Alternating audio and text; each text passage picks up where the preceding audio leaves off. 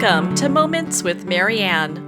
This is your host, Marianne Pastana, and we're here today with special guest, Greg Marcus, who's here to share with us his new book, The Spiritual Practice of Good Actions, Finding Balance Through the Soul Traits of Mussar. So Dr. Greg Marcus is a rabbi in training and the creator of American Mussar, a 21st century Jewish spiritual practice for an authentic and meaningful life. He is a recovering workaholic who has been practicing and teaching Mussar for almost 10 years. Greg offers guidance on how to lead a life of mindful harmony and spiritual integrity, drawn upon Jewish teachings and contemporary wisdom alike. He has a PhD from MIT and worked for 10 years as a marketer in Silicon Valley and was a stay-at-home parent. So welcome to the show, Dr. Greg Marcus. Thank you, Marianne. I'm delighted to be here. My goodness, what an honor it is to have you here and to talk about your new book. What inspired you to write this? I came across this practice about 10 years ago, and it started as a work-life balance practice for me. I was a bit of a workaholic, and I discovered this practice of Jewish mindfulness that helped me kind of bring balance into my life. So I started teaching a class at my synagogue about this, and we were supposed to meet 5 times, and then everyone was like, let's keep going. And so we met 5 more times, and then all of a sudden it was 3 years later, and I had a huge pile of notes from all these classes and groups that I've led, and I turned it into a book because I really wanted to help people grow and evolve into being their best selves. And so many of us can use that right now. And I know a lot of people who are workaholics, and it seems that there's kind of a thread behind that. Yeah, I think that they do. I mean, I know for me, I discovered through a lot of work that I had a lot of underlying feelings of worthlessness. I mean, I have a PhD from MIT. I've had great jobs. I have a great pedigree, but it didn't prevent me from just deep down inside feeling bad about myself. And so the workaholism became a way to seek validation, because at work, people are always like patting you on the head or saying you did a good job or telling you need to do a better job. And so it became this really kind of toxic cycle of, working harder to prove myself and then not quite being there. And it just went around and around. And unfortunately, I think that's true for a lot of people. It seems so many of us are being kind of you're pulling on that those feelings of unworthiness and I'm not doing good enough. And so it's interesting how all that plays into, in many ways, of kind of exhausting ourselves to try to prove something to who knows who. Yeah, and the workplace culture, they kind of play upon this, and they sort of really try to get you wrapped up into the mission of the company or the mission of the work. And, those can be important contributions, but if that becomes like the most important thing in your life, and my whole identity and my whole self-worth depends upon what happens, in my performance review or what my boss and my colleagues say to me on a day-to-day basis, that's taking away from other parts of our life, which can, in the long run, be much more meaningful and fulfilling. Well, you mentioned earlier just the amazing background that you have. You're a high scholar. When we look at the spiritual journey that you're on, where did that come into play? How did that happen? Yeah, it kind of actually, in a strange way, grew out of my workaholism, because I was working at a really cool company, and I was really dedicated to this mission of sort of changing the way medicine was done through these biotech tools that I was managing. And I got so dedicated that I was working 90 hours a week, which was just terrible for my health and for my family relationships.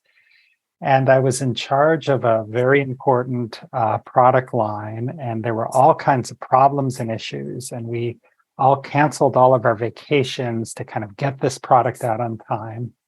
And then it flopped in the marketplace. There were all kinds of problems. It didn't work very well. And everybody blamed me. And I was publicly humiliated by the president of the company.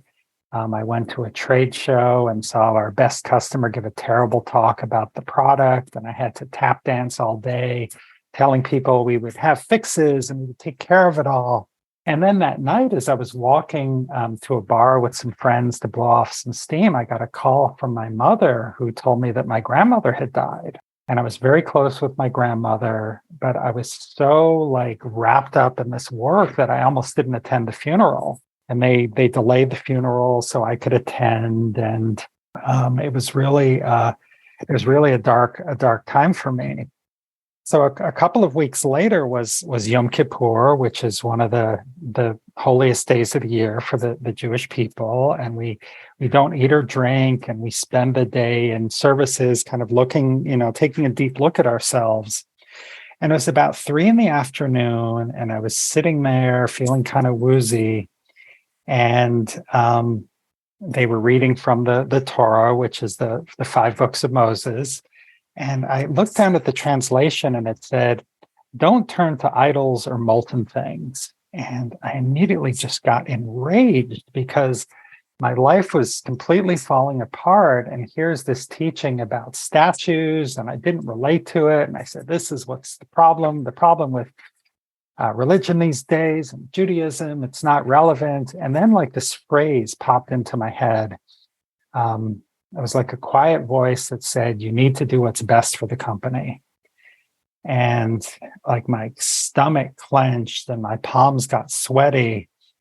And I started thinking about my company, and I realized that I had turned my employer into a false idol.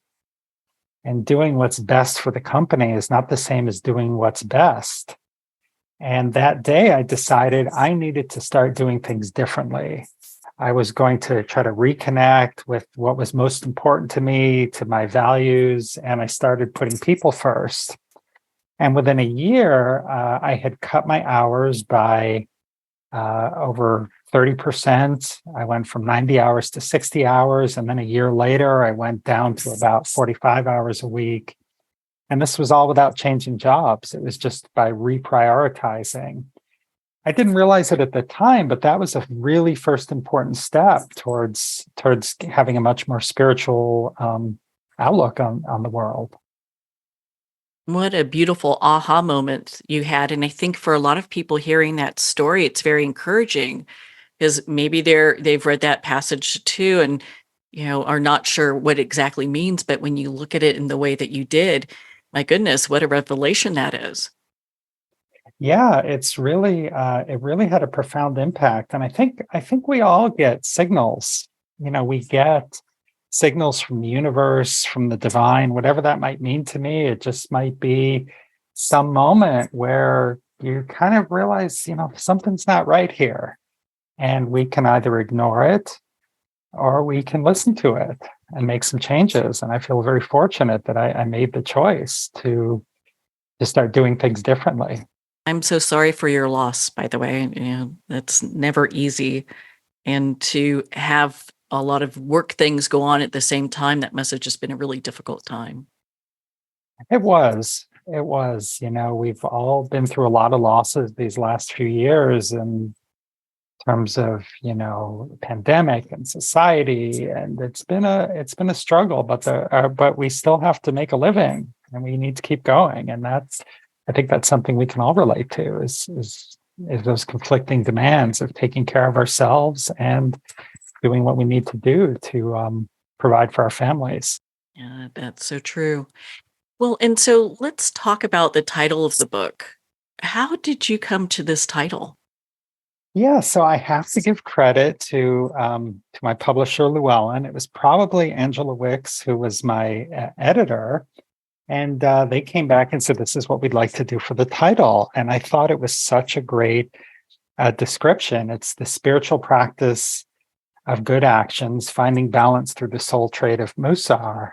And Mussar is this practice that I've been talking about and teaching. And it really is trying to figure out, how can I take small actions to be a good person? How can I develop my character by doing just little things every day? And the way that we do that is we focus on what are called soul traits. These are also known as character traits, things like trust and truth and humility and patience, and we try to bring them into balance. And when we do, we're more likely to do good things in the world. What are some examples of Mussar in action? So I think about one example that's really easy to relate to is the soul trait of patience. And I think we often in America we confuse patience with calmness. Okay, I'm in traffic and I'm not really upset. I'm just kind of mellowing out and listening to a podcast or whatever. And we think that we're being patient. But what Mussar teaches is patience is about the ability to endure a difficult situation. So if you're calm in traffic, you don't actually need patience at that moment. But if you're late and you have to get somewhere really important and you're stuck in traffic and there's nothing you can do and you're getting really mad, that's where patience can help kind of get through that moment without throwing gas on the fire by driving recklessly or by just yelling at other drivers and getting your blood pressure up. Sort of teaches us that we can endure that moment. And every soul trait has a mantra that we can say to kind of help us sort of cope in that moment. And the one for patience that I wrote is, "This too shall pass, and I have the strength to get by until it does." So we want to kind of cultivate our patience to be able to kind of hang out in those difficult situations. However, what's different about Mussar is we don't want to have as much patience as possible, because if we have too much patience, that could lead us to stay in a bad job, to stay in a bad relationship. Might be like, oh, well, Apple Maps is telling me I can get off the highway and take these side streets and maybe go about it another way, but that's okay. I'm going to just stay on the highway anyway. Like, well, no, there's a better way to go. There's some action that's called for. And so for all of like these different traits, it's finding that balance point between having too little or too much. It's like either you're a doormat or you're someone who is overly bearing, but to find that middle road, I think is where everyone really wants to be. Yeah, absolutely. And it's can be just so refreshing to kind of look at some of these traits and realize like, oh wow, there is like again for patience, I have one of my former students and he said he went home and he said to his wife, "Well, I'm a really patient person." And she laughed at him and said, "No, you're not. You're not patient at all." And so just by the fact that we start taking a look inside and evaluating where we are and maybe having a trusted friend or partner that we can talk to and get some perspective on that, it opens us up to choices and possibilities that we didn't know that we had. So you mentioned soul trait. So what are those? Yeah, so if you think about the soul, it's something that like philosophers and theologians have been kind of trying to understand for thousands of years. And one important way to look at it is instead of trying to kind of understand the whole soul, which is bigger than any of us could do, we sort of look at little parts of the soul, which is called the soul trait. It's kind of like one of my friends calls Mussar like extreme spiritual fitness. So like when you go to the gym, maybe this day you're going to work on the arms and the next day you're going to work on the legs. And so in Mussar, we work on one soul trait for a week or two at a time. And we only kind of look at our life through the patience lens, or we look at our life through the humility lens, or through the lens of order. And we rotate usually through 13 different traits over the course of a year. And then we go back to the beginning and we start again. So we go through these cycles. And every time you come back to the soul trait, you come back at a different place, hopefully a place of growth, but maybe it's been, there's been some setback in your life. Or it's just one of those times where I'm not feeling really great. And more often than not, the soul trait that shows up is exactly the one that I need to be working on at that time. Your book just offers people such a roadmap to get there and understand. Are there any assumptions that we have about the soul that we might want to reconsider? Yeah. Mussar is built on a foundation of like a 1,000 or even 2,000 years of Jewish teachings about Mussar and other things. And many people don't have kind of the background to sort of understand or absorb all of that. And so what I did is I created some assumptions to kind of help people kind of get started, for wherever you are. If you follow these assumptions, they'll help you get going. And I chose that approach because of my own background as a product manager, where one of the things I used to have to do is I would create a financial forecast. And so for the forecast, we'd have to create assumptions like, okay, let's say for the store, we're running 100 people come in the door an hour, and they each spend on average $10. So that means that our store makes $1,000 an hour, and for 10 hours a day, we would make $10,000 a day. Now, maybe those assumptions are true, maybe they're not, but they allow us to make decisions about how we run the business. And so in a similar way, I created these assumptions. And it's funny, I kind of just sat down and wrote them out in 15 minutes. And years later, they have not changed like a word. They've stayed the same. So the 4 assumptions are, we all have a divine spark, but it's occluded by our baggage. We have free will, but it's not always accessible. We're kind of driven between a conflict between the good inclination and the evil inclination.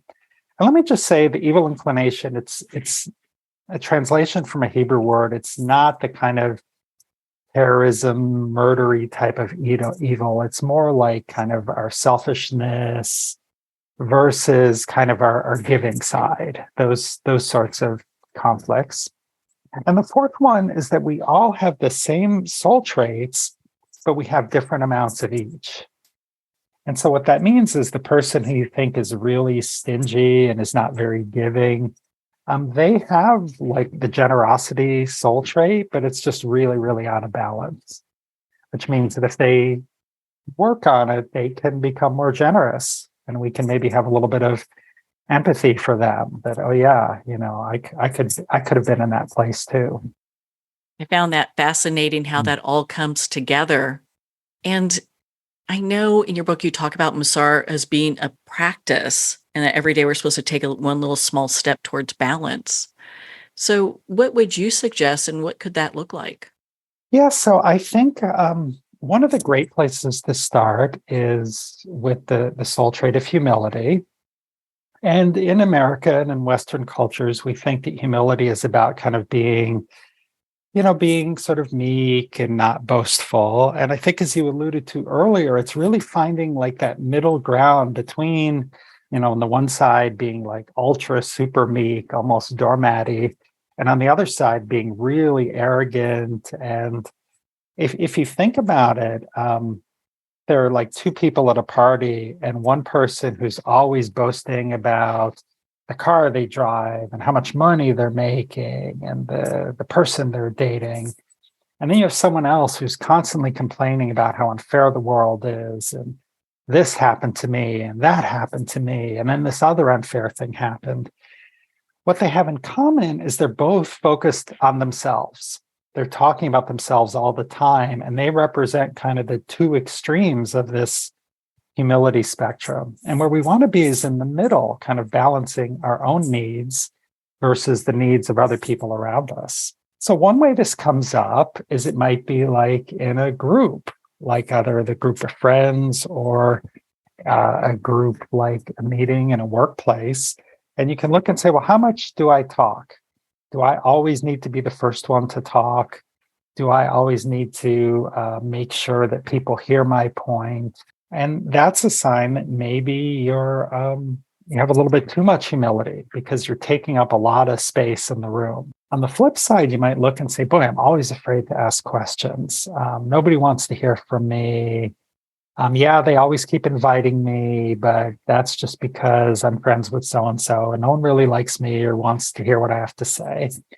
And that's a sign of maybe too much humility. And so for that second person, it's like, well, maybe I'll ask a question, or maybe I'll offer my opinion and I'll just give it a try.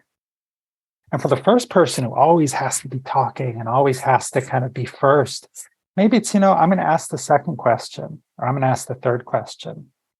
it's not to make this dramatic change, like suddenly, if I'm the quiet one, I need to become the life of the party. No, that's too much. That's too big a change. But asking one question to one person privately, that's a step that anyone can take. So it's all about finding what's that right next step for me to help me move towards balance. Is Mussar a religious viewpoint, or is it more of a viewpoint of self-improvement, maybe both?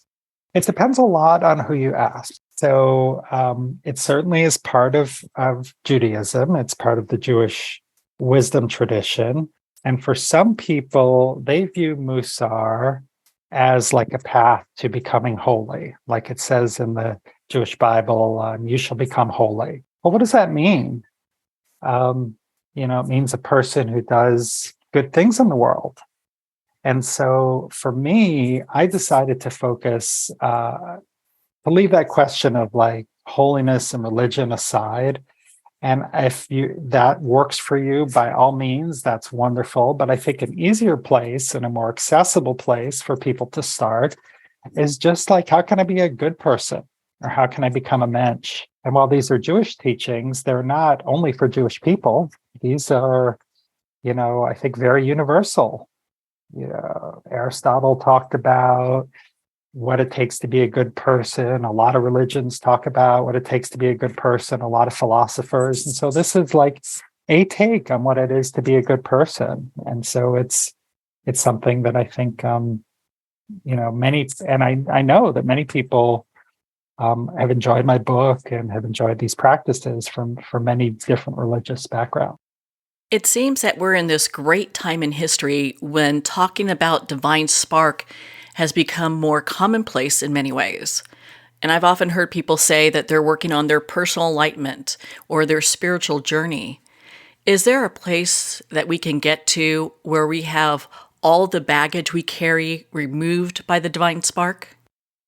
I think that we can, like, part of what we can do with the Mussar practice is what I like to think of it as we can move the bags. And so the bags are kind of, the baggage, that's the hurts that happened in our life, in our childhood, our disappointments. And by doing this work, we can kind of move the bags out of the way and let more of that light shine through and let more of that kind of inner divineness kind of manifest in the world. I personally don't think that we can ever get rid of all of it. I think that's part of the human condition. I think that the more we put into it, the more that we can get out of it. But we can certainly make it so that our baggage doesn't rule us.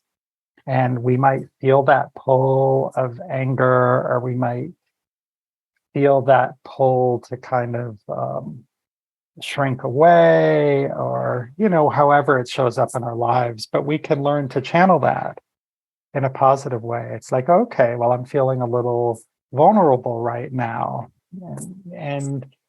But how can I, make sure that I can feel safe, but still sort of show up in the world? I think that's so important, because so many people are going through so many challenges right now. And to be able to use the principle of Mussar and look at that challenge in a new light, I think makes such a huge difference. With every challenge, there comes an opportunity for growth. And it may not feel like it at the moment. And sometimes I'm kind of rolling my eyes and it's like, really, I have to get another growth opportunity. I need to get this lesson this way again. But sometimes we find ourselves in like that same situation over and over again, where we seem to be getting that same lesson over and over again. And another Mussar teacher, someone who I've learned from by the name of Alan Moranis, he says that we each have our own spiritual curriculum, and we're going to get these lessons again and again until we learn how to deal with them. And that's not to say that everything that happens in the world is, for a reason. And sometimes horribly tragic things like illness show up. And at the same time, we can learn from that in the end. We can make the most of that opportunity, whatever opportunity for life that we're given. I understand that you have free weekly Mussar gatherings that you do. I'd love to hear more about that. Yeah, so they started a couple of years ago at the beginning of the pandemic, like right when everything was was shutting down and everybody was at home and scared and upset. And I just said, we need to come together. So I just called the meeting and emailed people on my list, and a bunch of people showed up, and we talked about how Mussar might help us kind of cope with what was going on. And that was almost 3 years ago, and we've been meeting weekly ever since. And it is really it's become a wonderful group of people who we're sharing a journey together. I lead the group, but I don't consider myself a teacher. I consider myself a facilitator, where we're all working on patients together that week. And we'll kind of share, how does it show up in my own life? And sometimes we share in the group, and then I create little breakout rooms where people can go privately just to talk to one or two other people, and they can really share in a more vulnerable way what's happening with them. And then we come back together and we talk about sort of the insights we learned. And there's a little bit of classic Mussar texts that we learned from. And what's so beautiful is we've actually become a bit of a community. And I didn't realize that until, unfortunately, about a year ago, someone died in the group. And we had, we were all crying together, and people who'd never met in person, and people living in all different parts of the country. And being vulnerable with other people, being with other people who are looking to kind of grow along a similar path that you're growing, can be very connecting and very inspiring. My goodness, Greg, you're such an inspiration. Where can our listeners connect with you and learn more about your work and be part of your community? Well, I would invite everyone to come to AmericanMussar.com. It's MUSSAR.com. You can sign up for my email list. You'll get the Zoom link to come join us if you wish. And I would love, there's some free tools there. There's a little free soul trait quiz where you can kind of evaluate where you are in balance across different traits. So I would love to hear from you. So please come by AmericanMussar.com and reach out.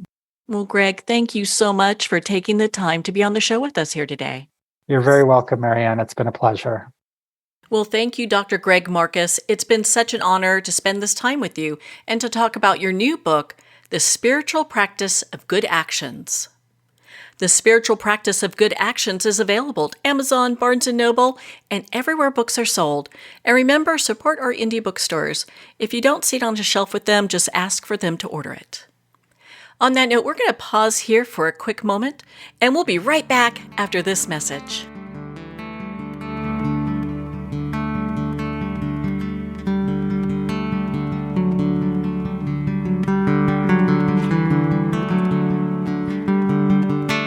I'd like to thank Jason Eastwood at Guitarfulness for sharing his inspiring music and talent with us. His music is known worldwide for cultivating atmospheres of harmony, inner peace, and clarity. Visit Jason's website at guitarfulness.com. Join his newsletter, be part of his community, and download his music.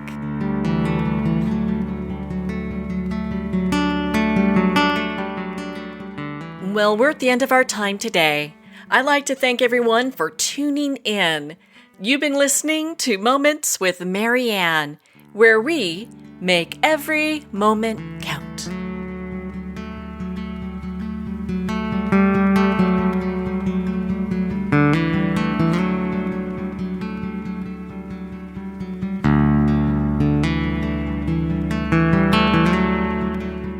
In a single moment, your life can change. Moments with Marianne is a transformative hour that covers an endless array of topics with the best of the best. Her guests are leaders in their fields, ranging from inspirational authors, top industry leaders, and business and spiritual entrepreneurs. Each guest is gifted and a true visionary, a recognized leader in her own work, and while teaching others to develop, refocus, and grow, Marianne will bring the best guest and sometimes a special surprise. Don't miss this. You never know just which moment will change your life forever.